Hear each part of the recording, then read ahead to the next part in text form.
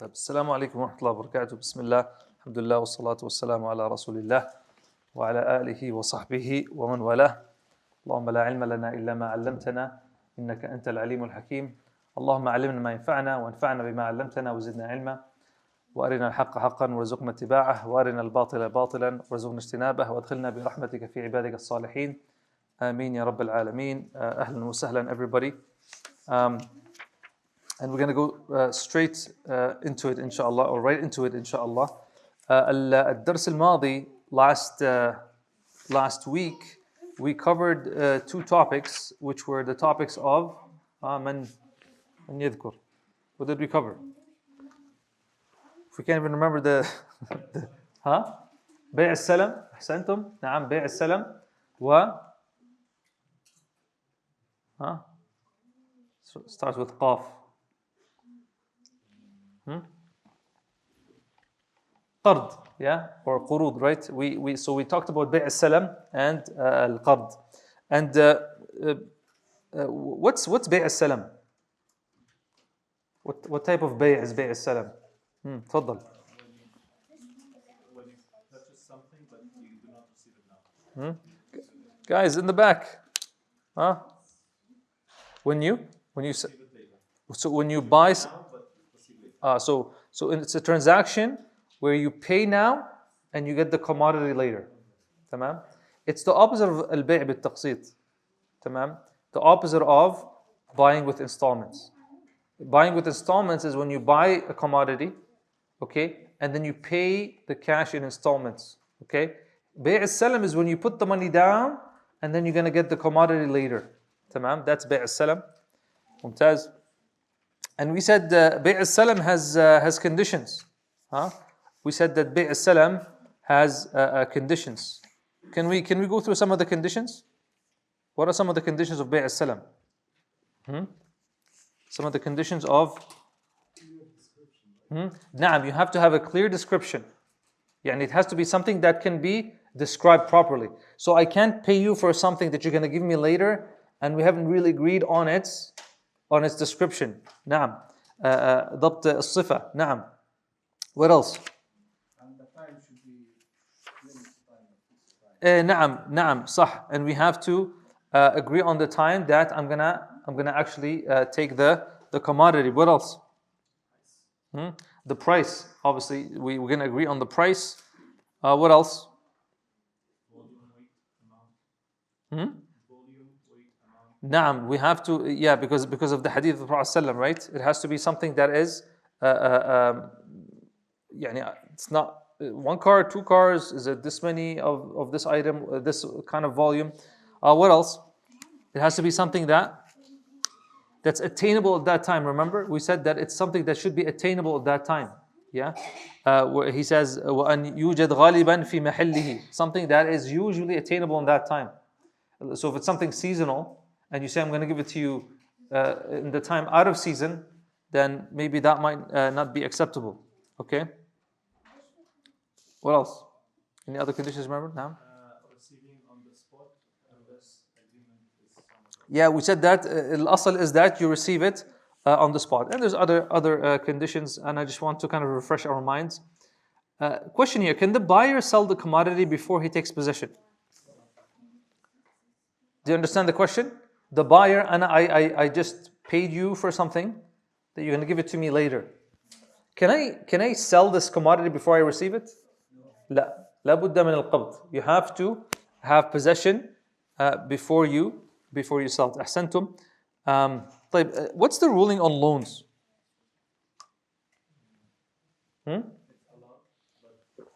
Yeah, it's allowed. طيب, that's the only حكم, or it has different أحكام? Can it be like impermissible? When is it impermissible?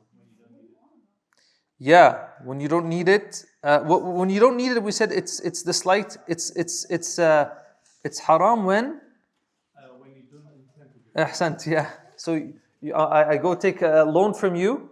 I say, hey man, can I borrow some money? With the intention of not paying it back. This is something that is impermissible and not allowed. Tamam. We said it's makruh when you have it. Like, why would you go ask, right? Tamam. And we said in general it's jaiz, it's allowed. And we used the proof with the Prophet ﷺ, right? He left the dhira' with the Jewish man. طيب. What items are allowed to be loaned or to have qard on?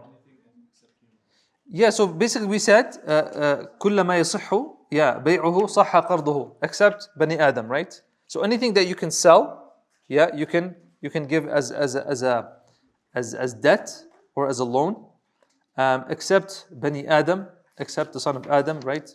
And we talked about why that is the case. I think that's good enough review. Last one. Okay, last question. Can you return a loan with a gift? I took 10,000 from you, okay, and now, okay, it's time to pay back. I give you 10,000 and a gift. Yes or no? If it was not pre-agreed on. Jamil. Ahsant, good. So if it's something that was not pre-agreed, why did we say it's not something pre-agreed? Why? Yeah, because it's qard jarra naf'an, right? And this is the rule. We said any loan that brings a benefit, then it's a riba. It's a type of riba, right? So if we said that, okay, because sometimes people just say, oh, riba is just if I return more. I borrow 10, I return 10,500. No, it's not just that. If we say, lend me 10,000 and I'll give you back 10,000, okay, and you can drive my car with the condition that you can drive my car, that's what? That's the riba. Sahih. But if after I give you the money back and I'm like, you can drive my car if you want, that's different. Tamam? Cool. But today what we want to talk about, I was actually planning to cover maybe 4 topics. I don't know if we'll finish all 4 of them.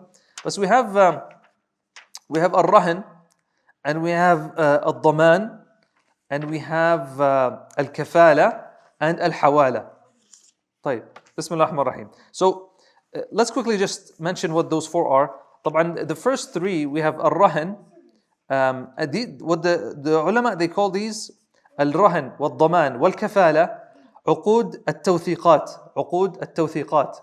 يعني it's kind of how do we translate توثيقات? No, توثيق is when you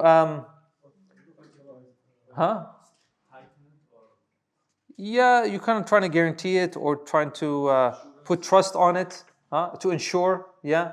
So it's all about ensuring the loan or the debt or whatever it is. Al-Rahan, for example, Al-Rahan gets in the whole topic of securities, mortgages, and collateral. Tamam. Al-Daman wal-Kafala, they're both guarantees. Al-Daman and Kafala are both guarantees. Al-Daman is when you guarantee the amount. So, there's a transaction between both of us, okay? And I owe you money, okay? I bought a car and I said I'll pay you in 2 months. Okay, ad-daman is that I bring somebody to guarantee the money. Okay? And al-kafala is basically where I bring somebody who's gonna make sure that they bring me ana. They bring the actual person. And if I don't show up to pay it, okay, then he's responsible.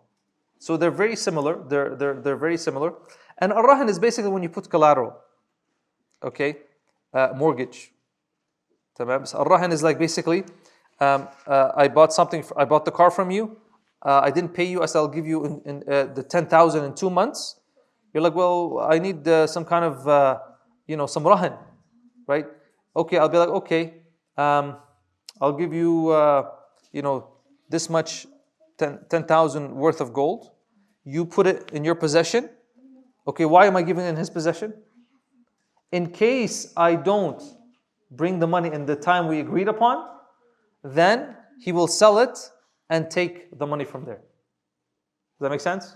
Okay. Mortgages, when people go get a mortgage from the bank, right? In English, mortgage means what?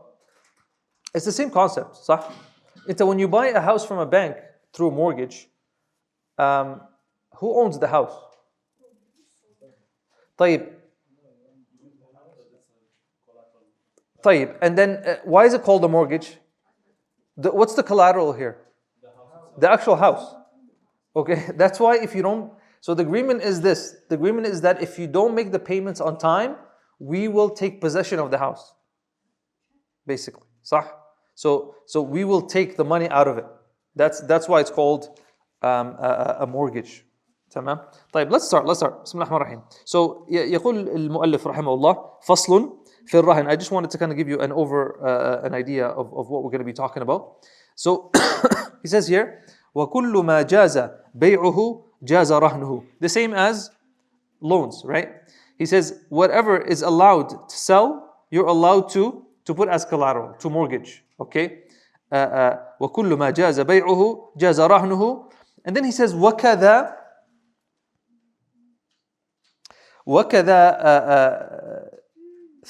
نعم وكذا ثمر وزرع لم يبدو صلاحهما. Yeah. Do you remember we talked about are we allowed to sell fruits that are not kind of ripe yet on the tree? We're not allowed to, right? Here he says you are. So he says you're allowed to do rahin on those.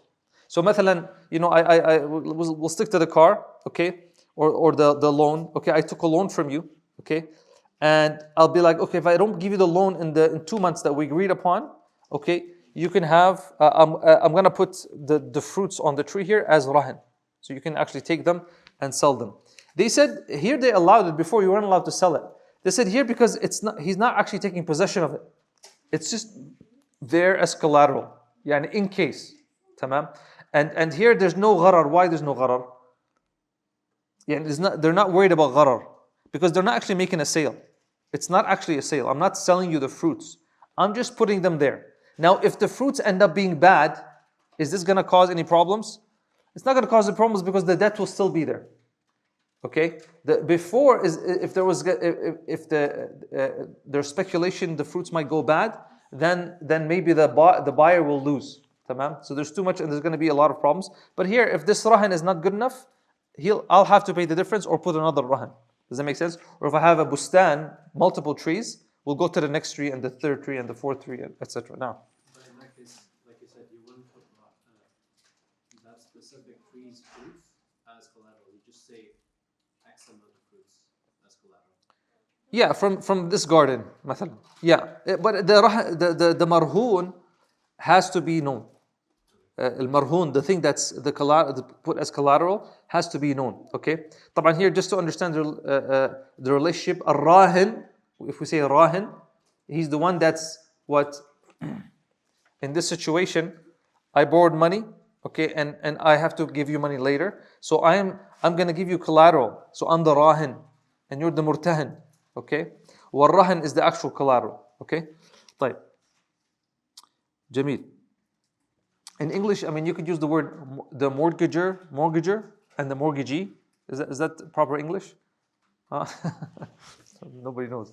But mortgager is the one who, like the house buyer, okay, and the mortgagee is like the bank, okay, if that makes sense. But let's keep going.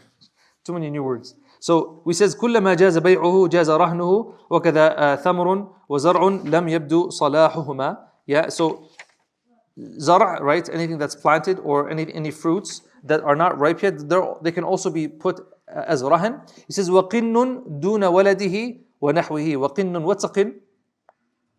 قن is the same is a synonym for a slave. Okay, so a qin is a slave. So he says وقن, you can also put a slave دون ولده, without his child. So you cannot put the child of the slave as a rahan. نعم. طب let's read. So we said a rahan or collateral is consolidation of debt through pledging something specific. I pledge something, I put it there in case I don't pay you. In case I don't pay you, I have something that guarantees my money. So that specific thing can be anything that has value. It is sold to settle the debt. Example, something pledged as security for repayment of a loan. So I pledged my car as security that I will pay you for this 5,000 item in 5 months. Yeah, so I owe you money, okay? In the 5 months, I say, in 5 months, I'm going to pay you this money. In case I don't pay you, you get to keep this. So now the person who's owed money, the lender, he gets to keep it in his possession. That's what happens. Okay. So in this case, okay, I owe you $10,000. I'm gonna say I'll pay you $10,000 in 5 months, or let's say $5,000 in 5 months. And here, keep my my second-hand car or whatever, one of my cars in your possession in case I don't pay you in 5 months. واضح? This is basically what rahan is. The borrower is still considered the actual owner. Naam, so the borrower, me, I'm still the owner of that car. You're just holding it in possession. تمام? طيب. So yeah, in general, anything that is allowed to be sold is also permitted to be used as collateral. Yeah, whatever you're allowed to sell. They have an exception, and this is kind of in the more advanced books, they talk about the exception stuff. And this is mentioned also in buyu' يعني. The Hanabila, they say that the mushaf is not allowed to be sold. لا يجوز بيع المصاحف. Okay? And so they say the same thing. It's not allowed to put mushaf as a rahan. I can't see anybody putting mushaf as a rahan. I mean, unless it's some very valuable thing. But that's an exception. Fruits and plants that are not yet ready, we just talked about them, can also be used as collateral even though they are not allowed to be sold. Now, slaves can also be used as collateral but not their kids. Okay, generally it is not allowed to separate a female slave from their kids. However, she can be put as collateral because collateral does not transfer her ownership. Now, right? And this is the same thing we talked about qard, right? Illa bani Adam, right? Because we said that the female slave cannot have, she cannot have intimate relationship with that person. And same thing here. If you have it as rahan, you can't. You cannot have relationship with her. So, na'am, does not transfer ownership to the lender. She's still the property of the borrower. Na'am, she's just there as rahan, just in case. Tamam. طيب. Then he says, ويلزم في حق راهن بقبض. ويلزم في حق راهن. Do you guys remember we talked about العقود اللازمة والعقود الجائزة? Something is jaiz and something is lazim. So when we say something is jaiz, okay, here in transactions, okay, we mean binding. So binding, non-binding. So something is jaiz. Let me just correct what I said. Jaiz, non-binding. Lazim, binding. يعني you have no choice there. So when we say هذا عقد جائز, so it's not binding. يعني you can still retract. You can still change your mind. تمام? So what he's saying here is ويلزم في حق راهن بقبض. It's يلزم in the حق of the rahin. Okay? The rahin is the one who's putting the collateral. We're going to say the same example. I owe you $10,000. Okay, I'm supposed to pay you in 5 months. Okay, and I put my car. Okay, so now this car, this rahin that I put, وَيَلْزَمُ فِي حَقِّ رَاهِنٍ بِقَبْضٍ. If before I give it to you, it's jaiz. So we're still making the agreement. Okay, and I said, listen, man, I owe you $10,000. I took the $10,000 and I said, I'm going to bring you the car as collateral. Okay. Before I give you the car, it's jaiz now. I can actually say, no, I'm going to put something else. Okay, that's fine. But as soon as you get possession, al-qabd, yeah, فَرِهَانٌ مَقْبُوض, Allah subhanahu says, if you get possession of the rahan, of the car, now it's aqd lazim. Meaning, I cannot tell you, no, give me the car back. Khalas, now the car stays with you, and until I pay you back, I can't take my car back. Tamam? Unless I get permission from you. Does that make sense? That's what he means here. وَيَلْزَمُ فِي حَقِّ رَاهِنٍ بِقَبْضٍ. نعم, القبض يعني to take possession. So he says here, the collateral will only be voided if it is still in the possession of the borrower. However, when it comes under the possession of the lender, it can no longer be voided. Yeah, you're the lender, yeah, and I'm the borrower. So once it's in possession with the lender, it can no longer be voided. يعني أصبح عقد لازم. لازم يعني خلاص, there's no way out. Meaning a borrower cannot say after the collateral has come into the possession of the lender that he wants to void it. I'm the borrower. I can't say, that no, I want my car back. It then comes under the right of the lender to void and return the collateral or not. So then I'm at the mercy of the lender. تفضل. So void here, let's say the money and car collateral example. Let's say I'm the lender. You are the Borrower. You put your car as collateral, Mm-hmm. but let's say after the car has come into my possession, Mm-hmm. you want to now trade it or like go back on the agreement, sort of like. Yeah, I need permission from you. You'll give back the money, but you want the car back. But would that be a separate trade deal? Or? You're saying if I want to pay the money right now, if I pay the money, I take my car back. No, after like the agreement has gone through by a certain date, the collateral is already given to you. Mm-hmm. Yeah, you have the collateral with you. You have my car with you. Okay. So the agreement has passed through and the collateral has been taken. Yeah. So now, if he wants to know, If I want to switch, I need permission from you. Yeah. So the lender has to give me permission. So it's aqd lazim, and the only way, that's what he said here, it then comes under the right of the lender to void and return the collateral or not. Okay. So you, the lender, yani, you want to be a nice guy, you can be like, okay, man, you know what? You can take your car back. I don't need a rahan. Remember, rahan is not, rahan is just something extra. It's just something extra. Just for the person to feel safe with his qard, right? With the loan that he has given. طيب. Now he goes. Now they go talking about وتصرف كل منهما فيه بغير إذن الآخر باطل. التصرف is to basically buy, sell, and use it. So he's saying that using وتصرف كل منهما, from each one of them, the lender and the borrower and the lender, فيه بغير إذن الآخر, without the permission of the other one, is باطل. It's not allowed. إلا عتق راهن. Okay, إلا عتق راهن وتؤخذ قيمته منه رهنا. So here we're not allowed to use that. Okay, التصرف كل منهما فيه بغير إذن الآخر باطل إلا عتق راهن. So he's saying that we're not allowed to use it without the permission of the other person. Okay, we're not allowed to use it without the permission of the other person, except he says if the collateral is a slave. Do you remember when we talked about slaves? We said that the Sharia encourages freeing slaves, and so if somebody does it by mistake, or he here for example, it's rahan, it's collateral, and then I just freed the slave. Okay, so they say that freeing of the slave will go through, but then the borrower, okay, who put the collateral as the slave as the collateral, has to put the something the same worth as collateral instead of it. تمام? That's what he's saying here. وَتُؤْخَذُ قِيمَتُهُ مِنْهُ رَهْنًا. طيب. So the collateral cannot be sold without agreement between both. Yeah, it cannot be sold without agreement. So I put my car there as collateral. صح? I cannot go put it on Kijiji or put it on Facebook Market. I can't. I'm not allowed, because now it's put down as a rahan. Okay, I cannot do that. And he can't go drive it around and do whatever he wants with it, or sell it or whatever, without my permission. So something might be able to be done if we take permission, okay? Because it's like in the middle. It's still I own it, but it's a rahan. So the car cannot be sold without agreement between both. Both have restrictions on it in order to protect the interests of both. Now, the lender cannot do as he pleases with it, because he is not the actual owner. Makes sense.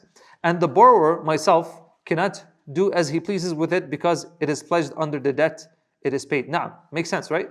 If any of them sells it without the other's permission, the sale will be considered invalid. That's why he said, باطل إلا عتق. So it's invalid. Exception is the borrower frees his slave.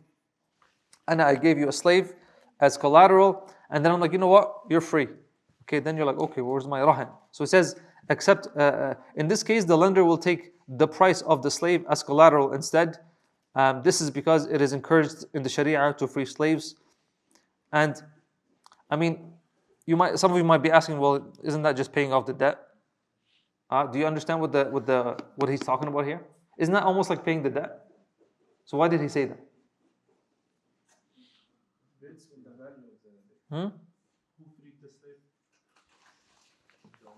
I have the same question, because the mu'allif is saying, the author is saying, me, the borrower, I put the slave as collateral. Tamam? And then I'm like, you know what? Abdullah, you're free. I freed him. There's no more rahan anymore. He's free. He's free. Okay? So then he says, then ويؤخذ قيمته منه رهنا. So he has to put another thing. We tend to take the money from either the slave or his servant. Because the qima is the actual money I owe, يعني technically. Allahu A'lam, it could mean that what he's saying is sometimes the rahan is not something of high value, or maybe it's not the same value as the item. تفضل.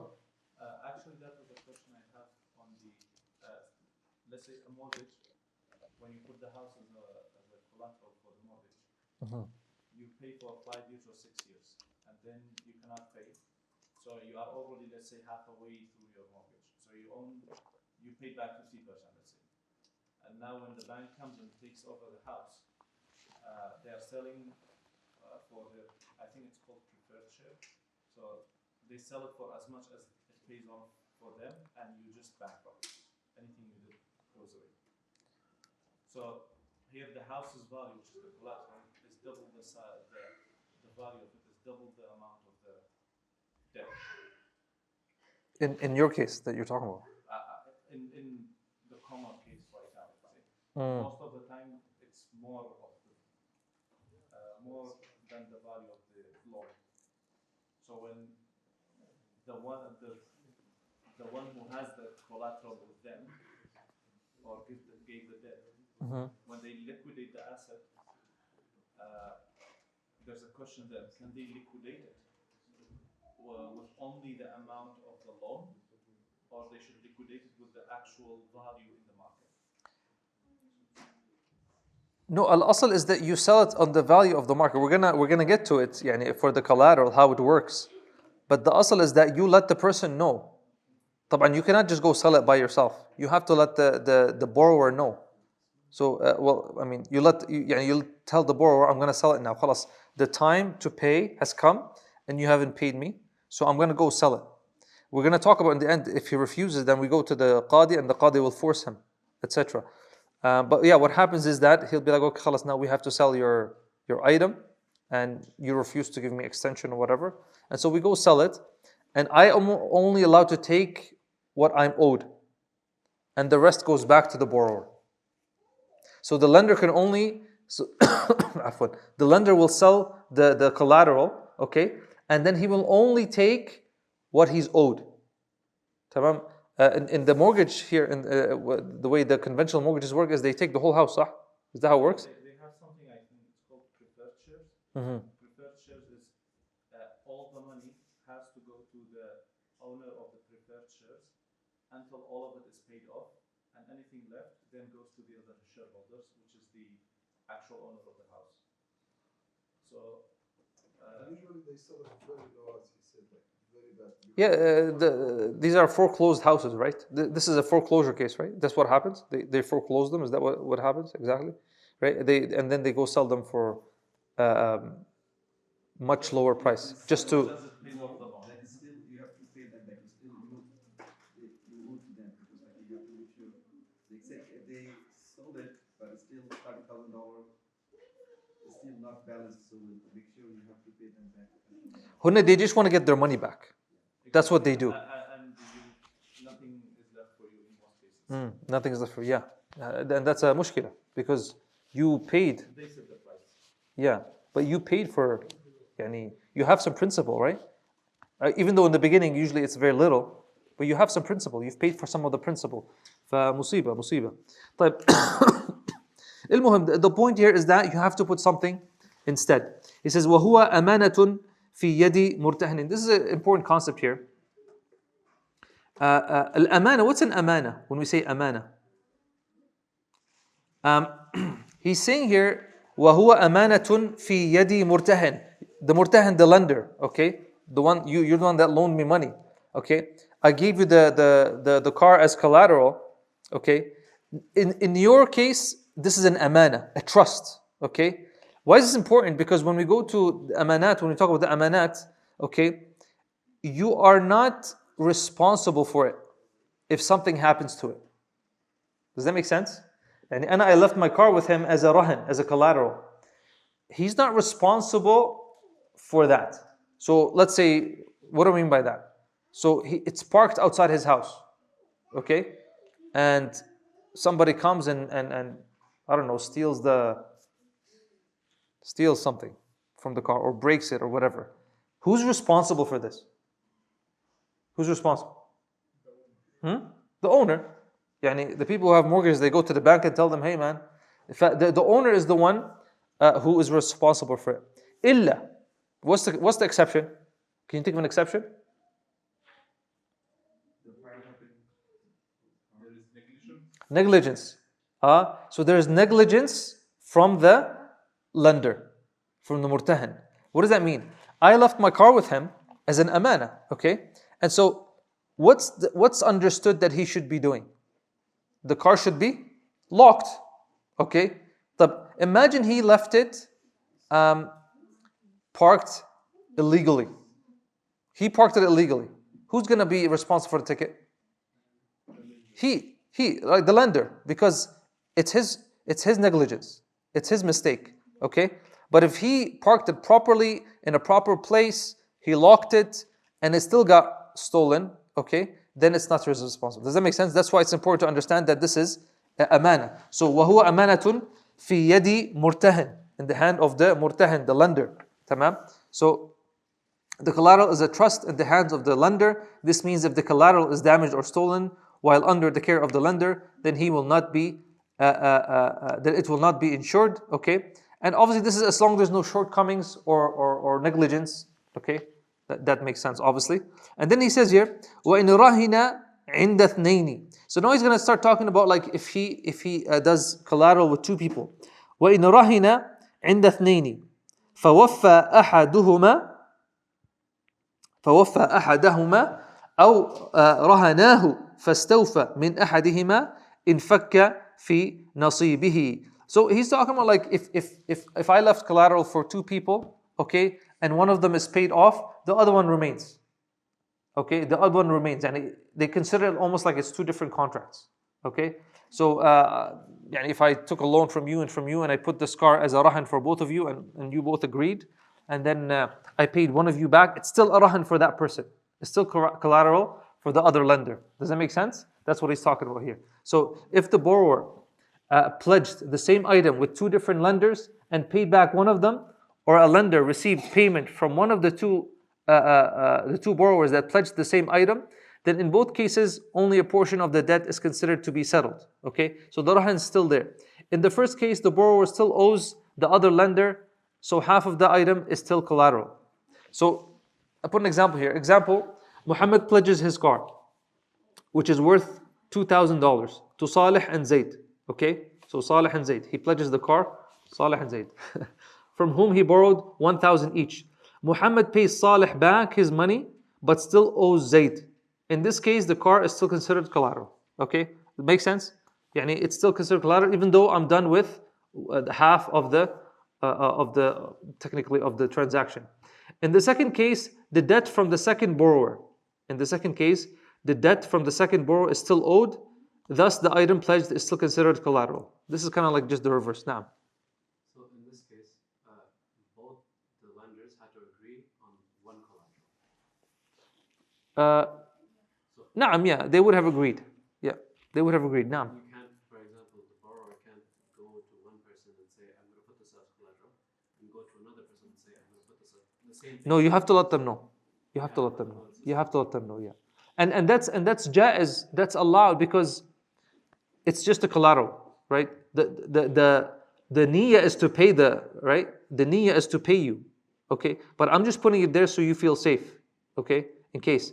Now, it might be the case that, and usually it would not be on the same day. There'll be like different days, because if it's on the same day, then who's gonna take it, right? Then we might fall into a problem. What's your other question? The collateral, does it have to be given to the lender? Oh yeah, he keeps possession of it. Yeah, that's the whole point of it. Before the transaction date has come to an end, like the payday. Yeah. The rahan, the collateral is in the possession. That's why we said he's an amin. وَهُوَ أَمَانَةٌ فِي يَدِ مُرْتَهِنٍ. The lender, he has the actual collateral. That's the whole point. Because imagine like you just leave, okay? You just leave the country. Okay, so what happens to me, man? I lent you money, or at least I have your car as collateral. It just it's for the safety of the person, and also to encourage the other one to pay it. So there's a mutual benefit here, right? Now, In case of the fruits on the tree, if it's amana, who's responsible for watering it? when we talked about the trees, we said that the one who will pay the damage is the owner. So the borrower here, al-asl, يعني if there's a storm or something like that, and has nothing to do with that person, then he's going to be responsible for it. That's what the Hanabila they said. They said even if there's some kind of storm or something like that, then the owner is the one, the seller يعني, is the one who unless we said unless he was supposed to pick it up earlier and he didn't, then it's his fault. Then it's the buyer's. تمام. تفضل. So, in the case of the car, he need to register the car to the lender, or he just live in the car? He just leaves it there with him. يعني huh? Because in this case, how he can sell it? He can't claim it's stolen or something. نعم, he would have to do whatever needs to be done. What can you do here? Like a written consent. Yeah, a written consent, right? You would have to do some kind of written consent. I don't know if you would do a bill of sale. Bill of sale has to be done in the registry. Yeah, so I don't know if you would do a bill of sale, or you could do like some kind of conditional bill of sale. I don't know. I'm not sure about the legal aspect of it, but yeah, it would have to be in a way where he is able to. But so aslan, what we said is that he has to get permission from him. Okay, it's just in his possession, so he does come back. It's not like he's not going to go sell it like that. He's going to be like, okay, listen, man, the time has come. And then the guy's going to be like, okay, you know what? I couldn't get the money for you. Can you give me an extension? No, I need the money right now. Okay, khalas. And we agreed, khalas, let's sell the car. Okay, go sell the car and give me whatever you owe me. Khalas. واضح? I thought in case he run away or something like this, what he can do? He cannot sell the car. Yeah, what can he do? If it's in his parking lot.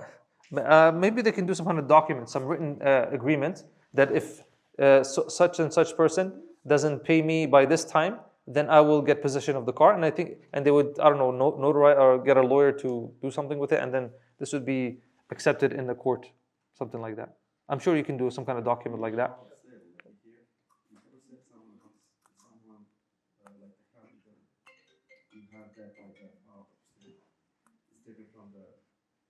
From the owner himself. Yeah, that's what I'm saying. They will write some kind of agreement. Yeah. So because you're saying how can he sell the car if he doesn't own it? They can write some kind of agreement where if this time comes and I have the right to مثلا sell. I'm not sure if that's something that is binding here, but they would have to do something like that. طبعا in many of these cases we're talking about the theory of it. The way it's applied with the car, it's different. يعني, maybe the car is a bad idea. Put something else, يعني, a gold ring or some diamond or whatever, يعني. Your Apple Watch, your laptop, whatever it is, something that can be sold. The car is different because it needs special permission, but other things no. طيب, so next we have, he says, وإذا حل الدين وامتنع. Okay, so now if it's time to pay, وإن حل الدين. So now it's time. The time has come for me to pay you back. Okay. وإن حل الدين وامتنع. امتنع الراهن. يعني the borrower now is like no. Okay. وامتنع من وفائه فإن كان أذن لمرتهن فهي بيعه باعه وإلا أخبر على وفاء. Yeah. So he's saying here, what if the borrower, okay, it's time to pay and he refuses, okay, he refuses to sell it, okay. So he says here, وامتنع من وفائه, okay, يعني from his promise, he refuses to sell. فإن كان أذن لمرتهن, okay, if he had given permission to the lender, في بيعه باعه. Okay, so now if the time has come and I have given you permission to sell it, then you sell it. Okay, no problem. وإلا, and if I refuse to let you sell it, وإلا أخبر على الوفاء. Okay, أخبر على الوفاء أو بيع الرهن فإن أبى حبس. Okay, أو عزر فإن أصر باعه حاكم ووفى دينه وغائب كممتنع. So now he's saying that if I refuse to sell the car or to give you permission to sell the car, then you remind me, you're like, hey man, we agreed, here's the contract, okay. فإن أبى حبس. If he refuses, we're going to go to the qadi, and if I still refuse in front of the qadi, I will be jailed. حبس. أو عزر. What's ta'zir? This is going to come like in the end of the fiqh when we talk about punishments and but at-ta'zir is basically what? It's saying to everybody, No, at-ta'zir. نعم. No, at-ta'zir basically it's not from the word udhr. Okay, at-ta'zir is basically like punished. He's punished. Okay, at-ta'zir is a punishment. It's not a had.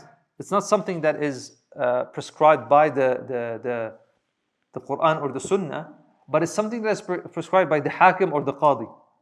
Right? So it could be a lash, it could be whatever, some community service, whatever it is. Okay. So that's why he says فَإِنْ أَبَى حُبِسَ أَوْ عُزِّرْ. Okay. He says here in the footnote فإن أبى الوفاء والبيع حبس أو عزر ولا يزاد في تعزيره على 10 جلدات. الجلد, what's جلد? Jald is lashing. So obviously here تعزير means to punish. So he says ولا يزاد في تعزيره على 10 جلدات. So you don't do more than 10 lashes, because that's like the يعني in that time that was like the minimum تعزير for something small. Okay, you can't do more than 10 جلدات في اليوم الواحد. 10 lashes in one day. Okay, if he still refuses, maybe he'll get 10 more. So then he says فإن أصر. So now he's like خلاص, no, I'm not going to let him sell the car. Why he can't? Because remember we said you're not allowed to sell something you don't own. So the actual lender cannot sell it. You can't sell what you don't own. You need the permission at least. Okay. So فإن أصر باعه حاكم. So if you remember we said that it's not allowed to sell that which you don't own. Okay. This is the exception. فإن أصر باعه حاكم. The hakim is the ruler. And who's under the ruler? Who represents the ruler? The judge. Okay. So the judge can do that. If he finds it that the contract is valid and the time has come and he's supposed to sell it, باعه حاكم. The hakim will go and sell it. Okay. The judge will go and sell it on his behalf. ووفى دينه. And then he will take from the money and go pay off the lender. Okay. وفى دينه. And then he says وغائب كممتنع. Al-ghaib is someone who he's not there. Okay, someone who is absent. So he's saying that the ghaib is like the mumtani', the one who doesn't show up. He's exactly the same ruling as someone who refuses. Yani if the day comes now, it's time for me to pay you back, and I am a no-show and I have no excuse, then that to a judge, that means that I refused. I'm refusing to sell and I'm refusing to pay you back. تفضل يا أديب تفضل. Why would that even be an issue? What? The transfer of ownership. I mean, the lender already has the rahn in his vicinity. He can just sell it. Why does he need the permission of the owner? Because we said the general rule is that you need permission to sell. No, but according to the contract, that's the collateral, and he didn't pay back. The contract doesn't say that you have the right to sell.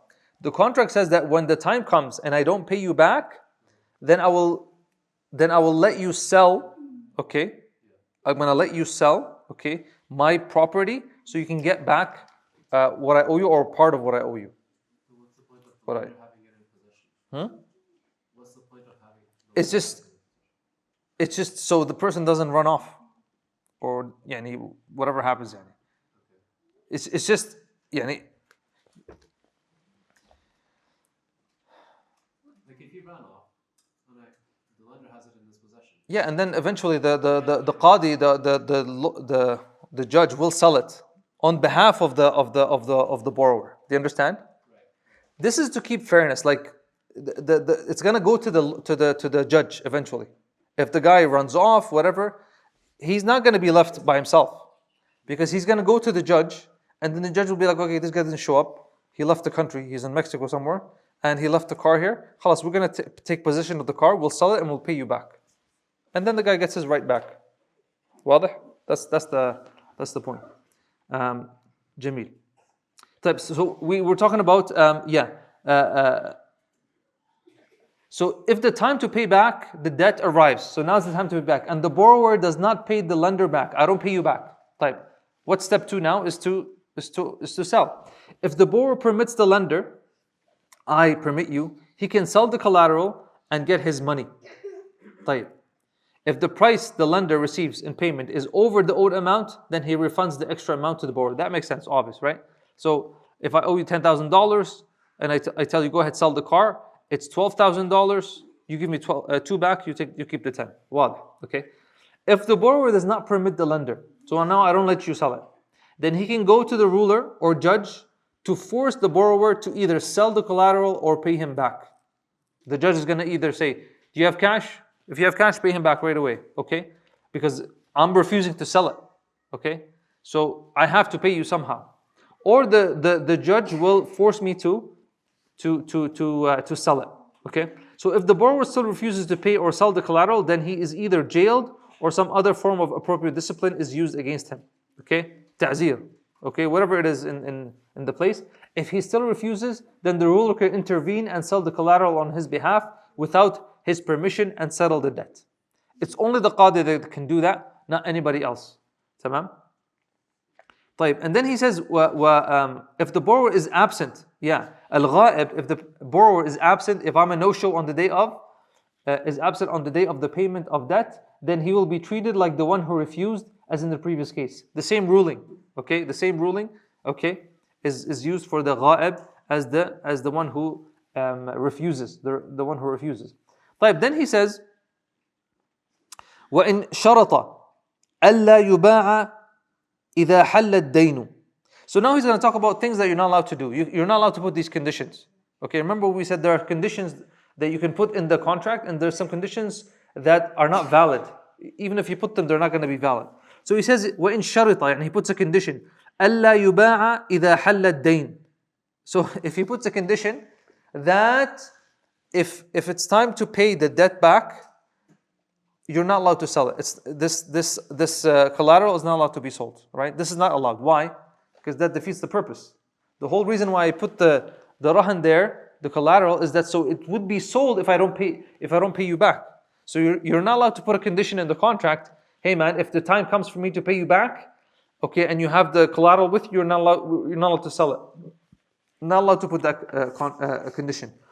وإن شرط ألا يباع إذا حل الدين أو, there's another one here, أو إن جاءه بحقه في وقت كذا وإلا فالرهن له بالدين. Here he says, if it's time for me to pay you back, so he says, أو إن جاءه بحقه في وقت كذا وإلا, يعني either I pay you back in the time, or the collateral is for you. You keep it. They're saying you're not allowed to do that. يعني I owe him $10,000. I left my Honda Civic with him as collateral. I'm not allowed to put a condition in the contract saying that if the time to pay comes and I don't pay you back the 10,000, then the Honda Civic is yours. What do you think? Why? Because it will be either riba or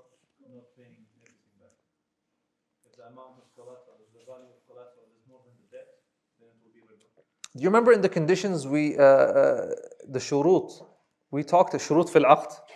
We said that you're not allowed to do ta'liq fil mustaqbal. You're not allowed to make conditional, like a sale as a condition in the future.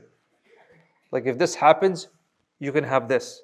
So here what he's doing, he's technically putting another sale, a conditional sale in the future. And if I don't pay you, then the car is yours. The Hanabila said this is not allowed.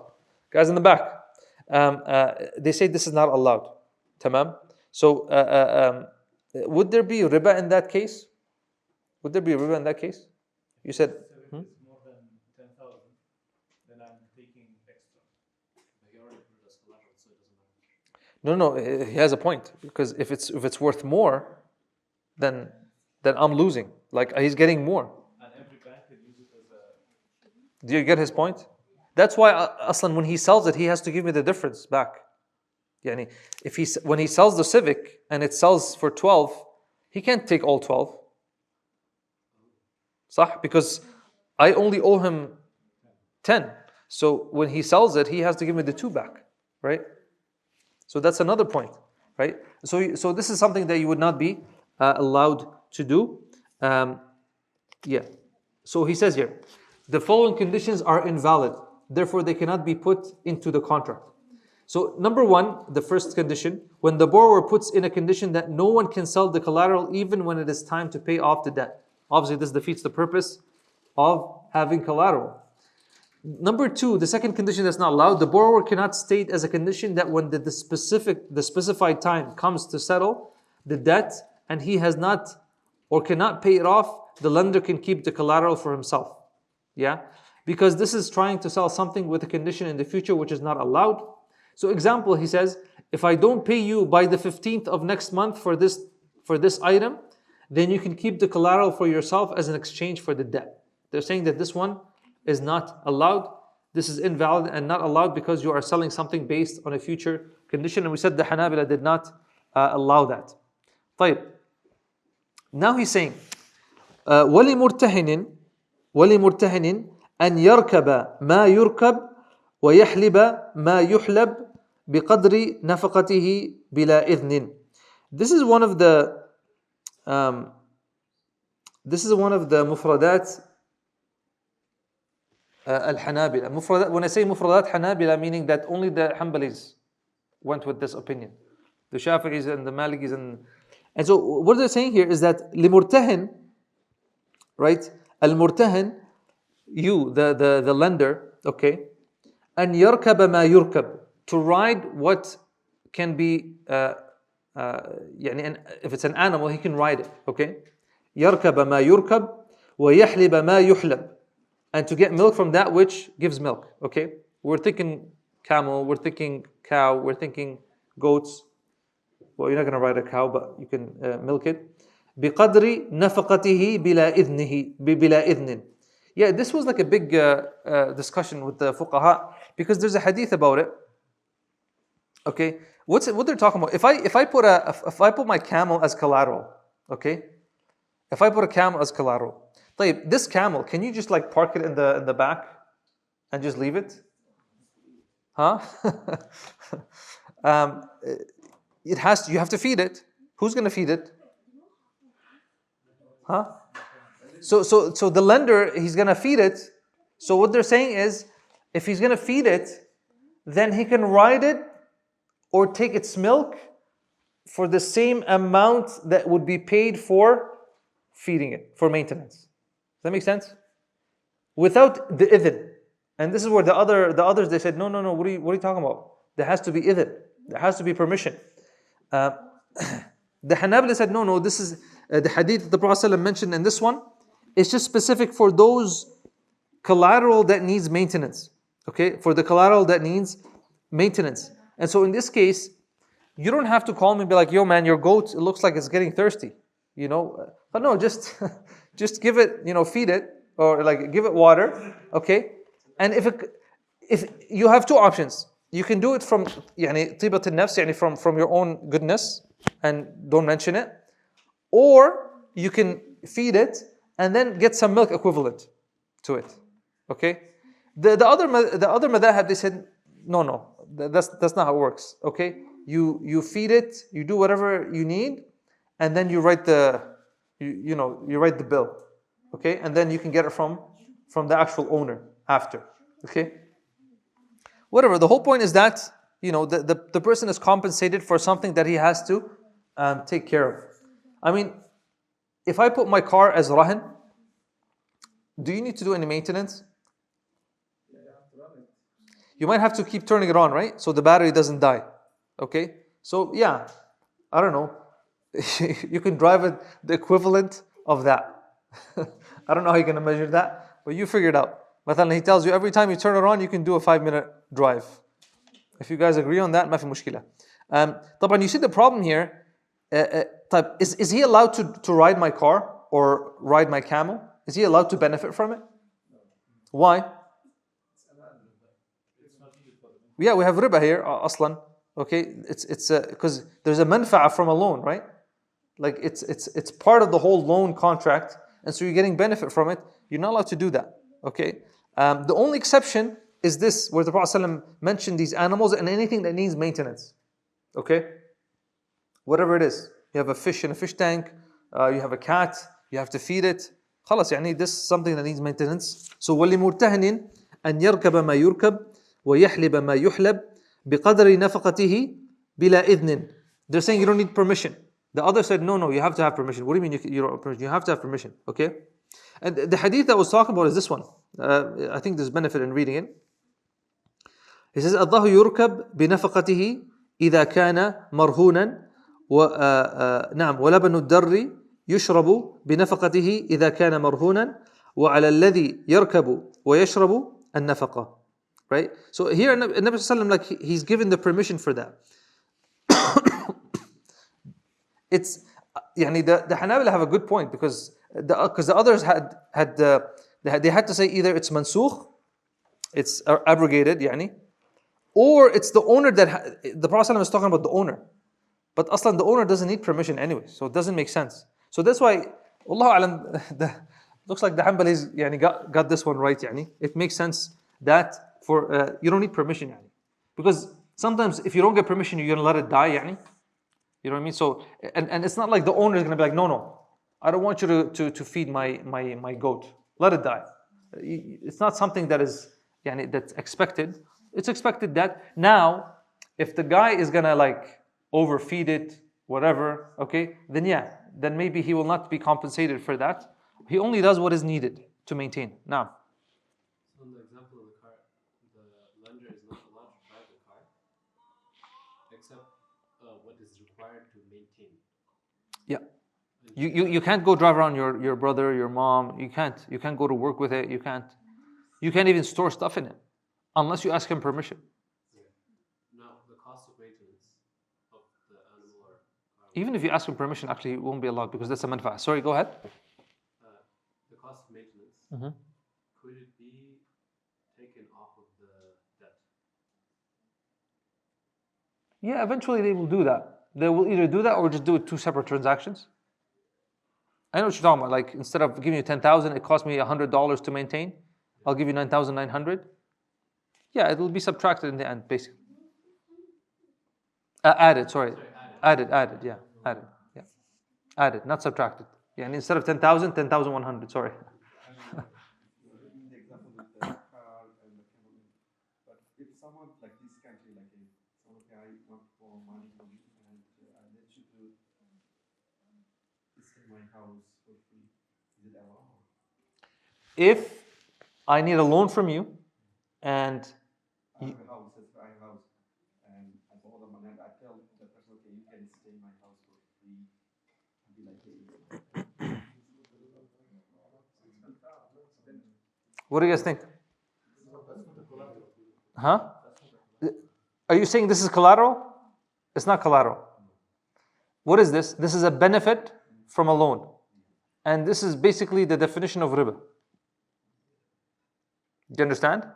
So any loan that has a benefit from it, right? Like you have a home, okay, and you need money. So I lend you the money, and you're like, you can use my home until I pay you back. Okay? Yeah, now the whole point of a loan is that I return exactly what I give you. There's no, benefit from it. That's exactly what the person says that I want, instead of 10,000 back, give me 10,500. He wants a benefit.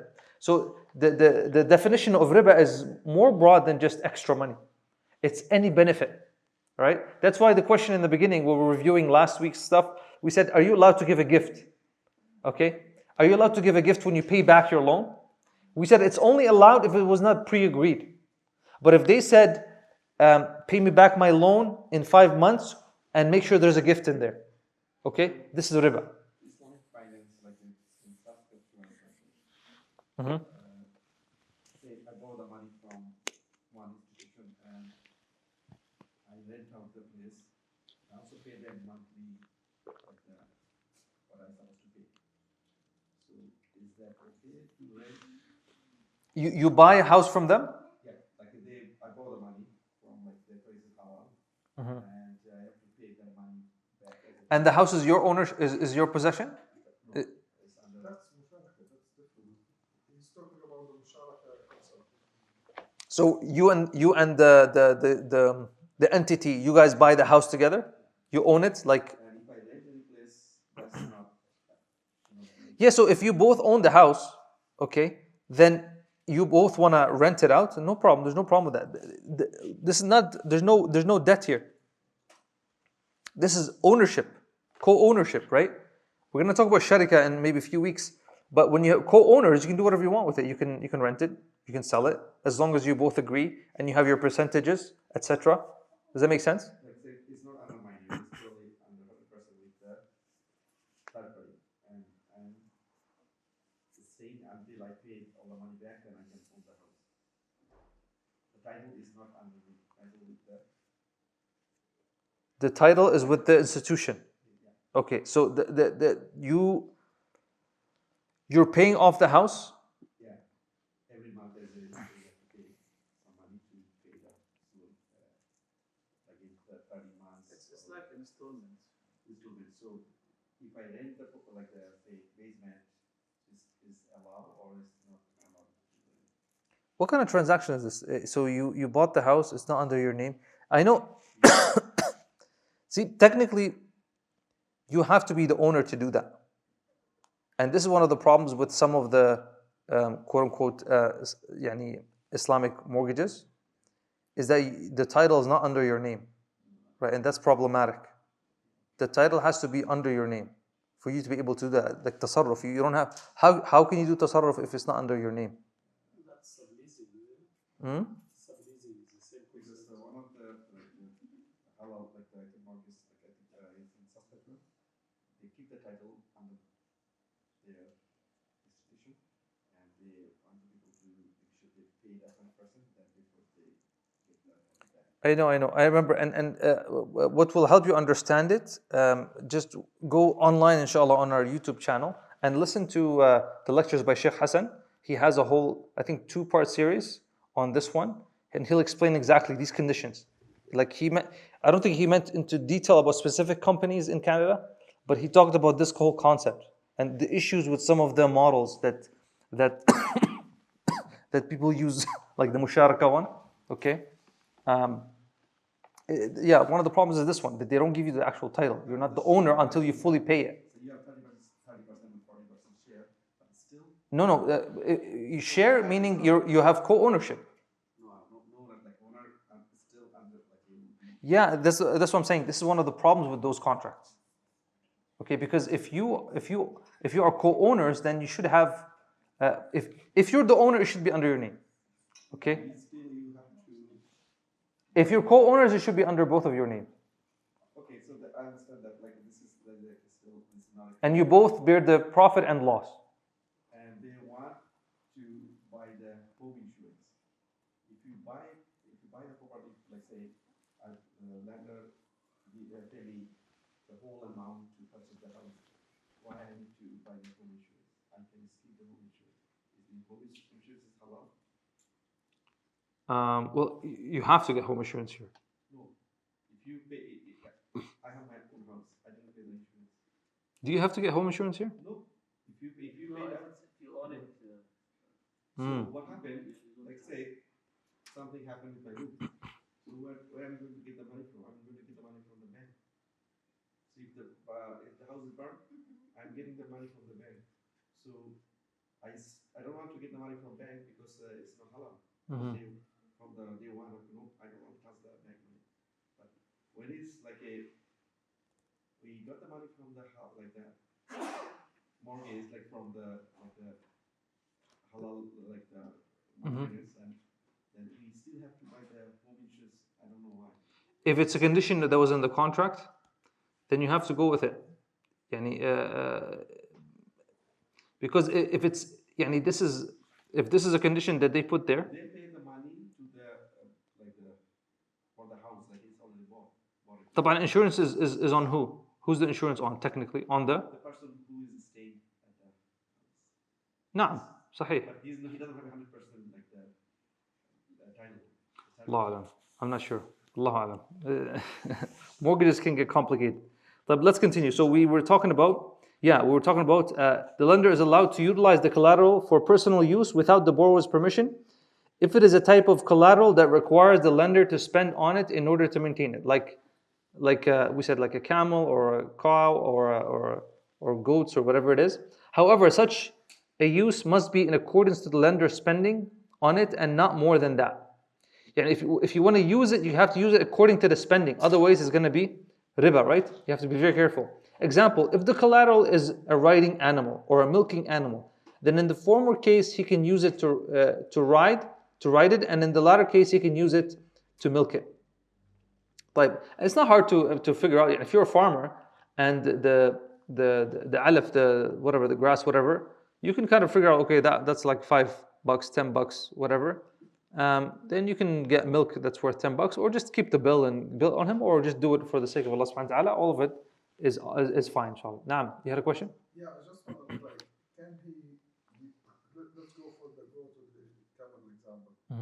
Can he tell him, okay, you can sell the milk after you get your money back, and then that's going to be different transaction? Can you sell the milk? Yeah. Can the lender who's holding the sheep, can he sell the milk to get paid for his for maintenance? For maintenance.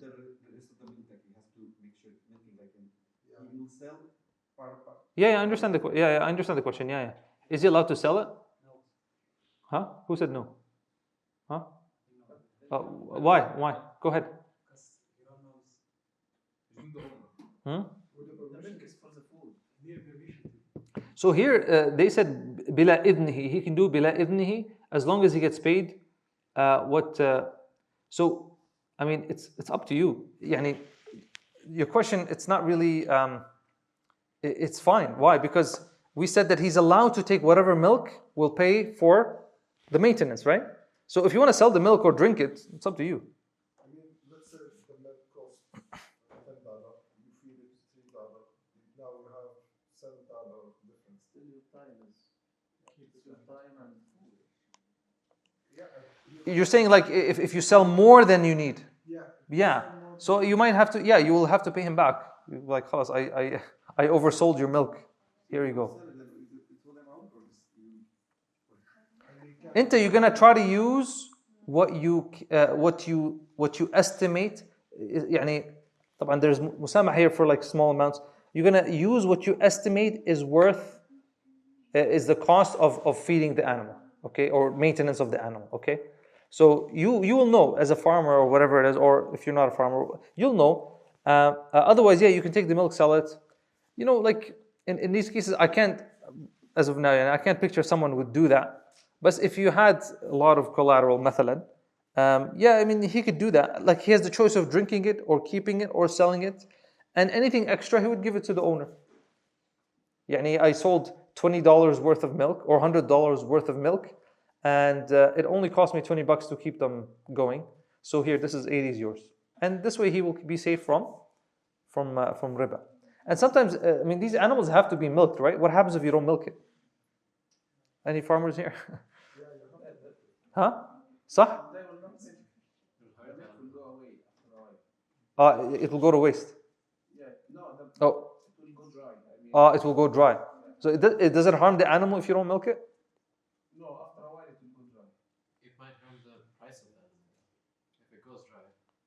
Okay. Yeah, so, like, the one who, the lender will be like, hey man, I was just worried about your cow and I, took out some milk and here's the extra. خلاص, inshallah. That sounds fair enough. I don't see any problem with that. طيب. Let's keep going. So we were talking about, yeah. So then it says, وَإِنْ أَنْفَقَ عَلَيْهِ بِلَا إِذْنٍ. Yeah. وَإِنْ أَنْفَقَ عَلَيْهِ بِلَا إِذْنِ رَاهِنٍ مَعَ إِمْكَانِهِ لم يرجع وإلا رجع بالأقل مما أنفقه ونفقة مثله إن نواه. Here he's talking about, like, if he spends on the collateral, like on that cow or camel, بلا إذن راهن, without the permission of the borrower, okay, مع إمكانه لم يرجع. So if you do something that was not needed, I left my car with you as a collateral. You went and changed the tires, changed the oil, mashallah. Okay, I come back, like, Jazakallah khair, man.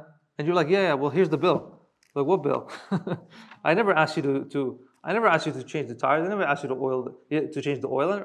Okay, so did he have to do that? He didn't have to do that. So he says he will not get it back because he didn't need to do that. Okay, he didn't need to do that. But if the tires were going low, and he drove it to the gas station and he put $1 to fill the air, then that was something reasonable. Because if it went down, the tire will get damaged, right? From the metal, from the rim. So that makes sense. واضح? Yeah.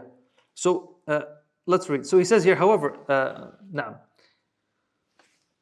Yeah, this cannot be applied to types of collateral which do not need to be maintained or spent on, because the general rule is that the lender cannot personally benefit from it. Now, this is the question before, because it does not belong to him, rather it is a trust under him. Okay, we talked about that. This is the next one, yeah. If the lender spends extra on a collateral without the borrower's permission, then it falls under one of two cases. So if you spend extra on a collateral without my permission, okay, I'm the borrower, okay, I'm the one that owes you money, okay, then it falls under one of two cases. Case number one, if it was possible to ask the borrower before spending on it, then the lender cannot ask him to reimburse it. إيش يعني? And you were able to ask, but you didn't bother, okay? You had a doubt, okay, should I fill up, should I change, should I, you could have asked, but you didn't bother, okay? Then the lender cannot ask him to reimburse it because you didn't do your due diligence. Tamam? So example, the lender notices some scratches on a watch. Here the example is a watch. The watch is collateral. And goes and gets it fixed without asking the borrower first, even though it was possible for him to do so. You could have called me and said, hey man, there's some scratches on the watch. Can I fix it? So, because you were thinking, if I fix it, when we sell it, we'll get more money, It doesn't change anything for him because he's going to get the same money, right? So in this case, the lender cannot request the borrower to reimburse him for the incurred expenses. Does that make sense? Because he should have asked. Like, what if he couldn't ask? Or what if he kept calling and the guy wouldn't pick up or something? If it was not possible to ask the borrower, then the lender can only request the lowest price in the market. If it was not possible to ask the borrower, so if it was not possible for you to ask me, I don't know, the line's been out, you lost my number, or I wasn't picking up, then the lender can only request the lowest price in the market, provided he intended to request the money from him when spending on it. Otherwise, it is considered a gift.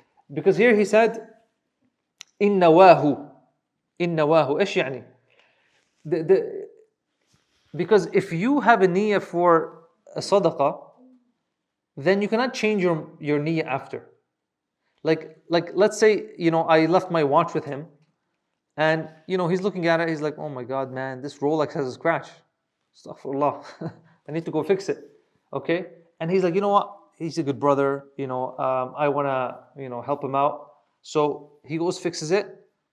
Bill turns out to be like $300. He's like, oh man, I didn't know it was that expensive to fix the scratch.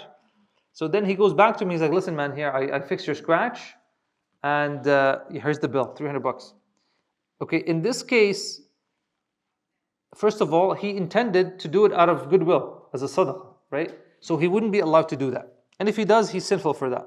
Okay? Because when you have a niyyah for a sadaqah, for charity, then you cannot change that niyyah. Okay? You cannot change that niyyah. And what time is Isha? 8:50, huh? You cannot change that niyyah and ask for the money after. Okay?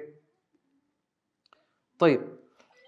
The example here, he says, the lender has a sheep as a collateral from the borrower and it gets sick. Okay? He's got the sheep and the sheep gets sick. He needs to rush it to the vet for treatment, which is going to cost money. But there is no time to request permission. So he used his judgment, okay?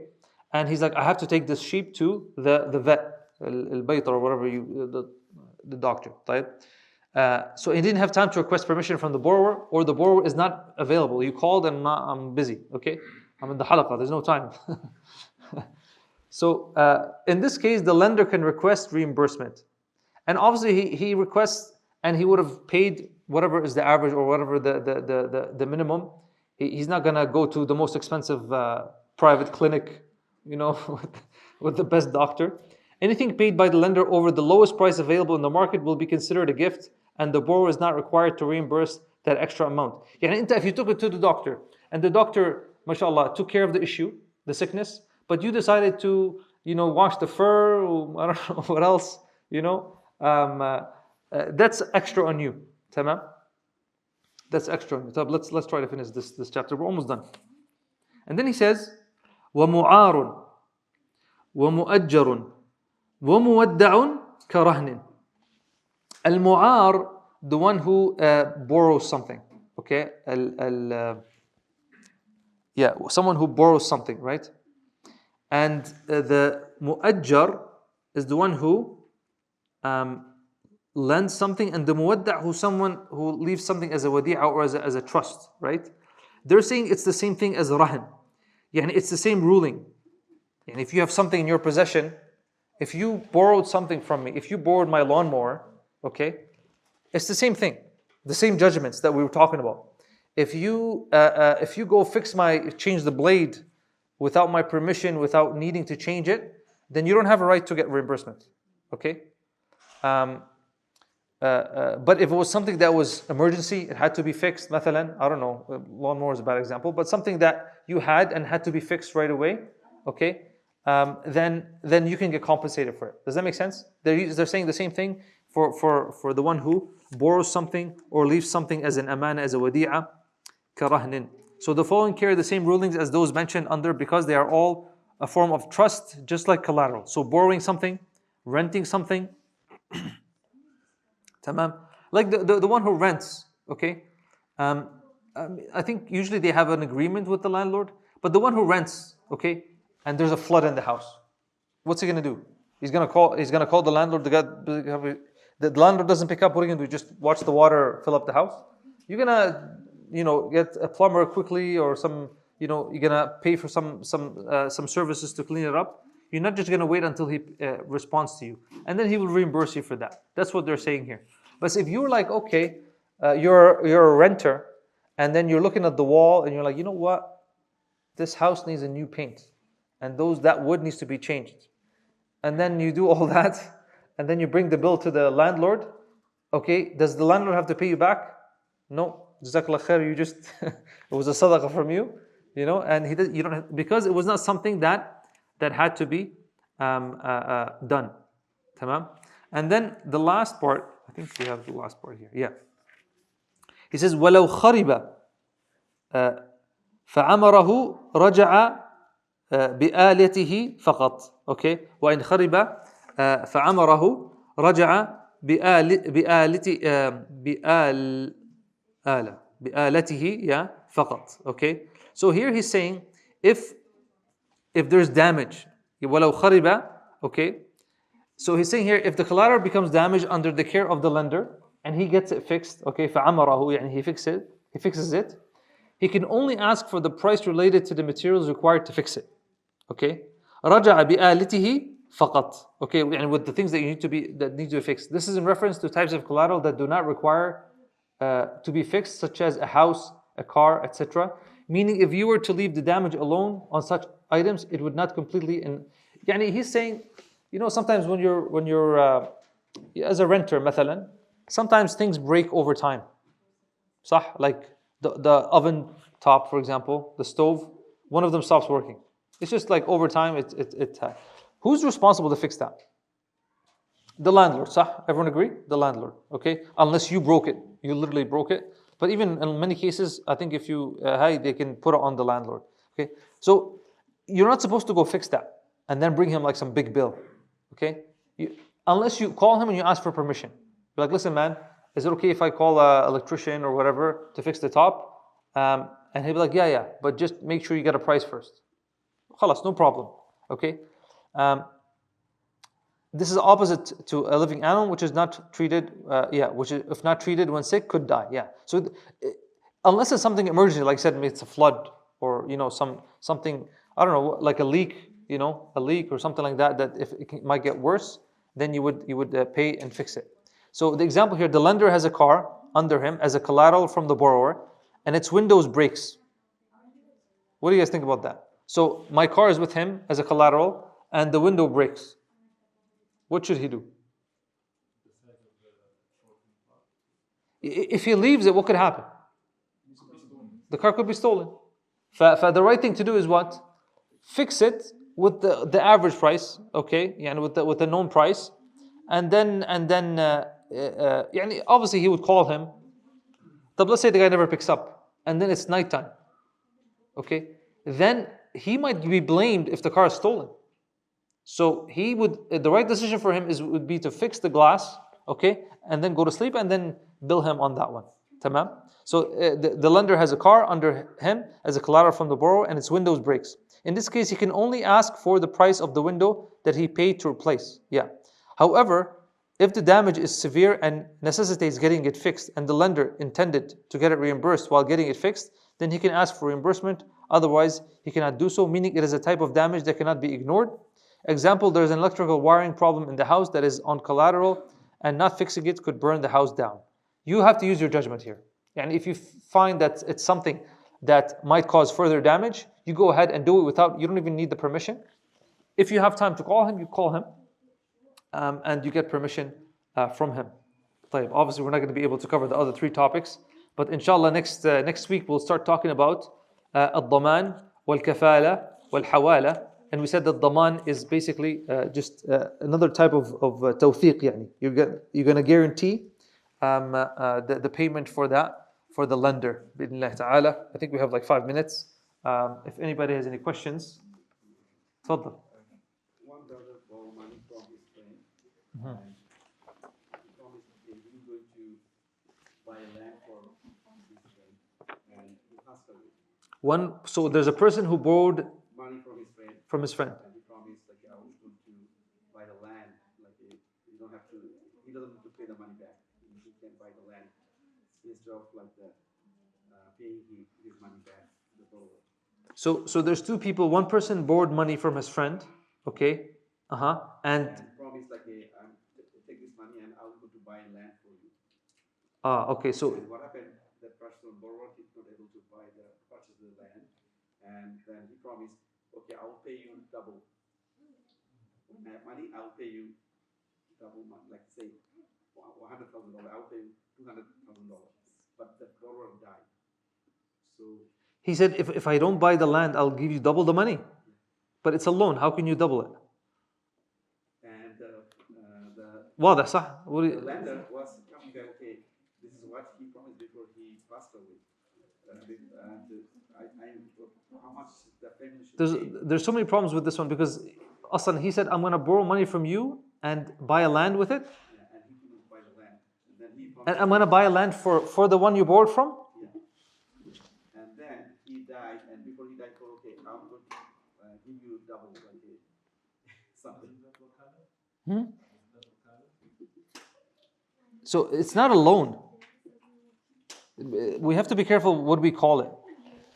This person went to his friend and he told him, give me 100,000 and I'll buy the land on your behalf.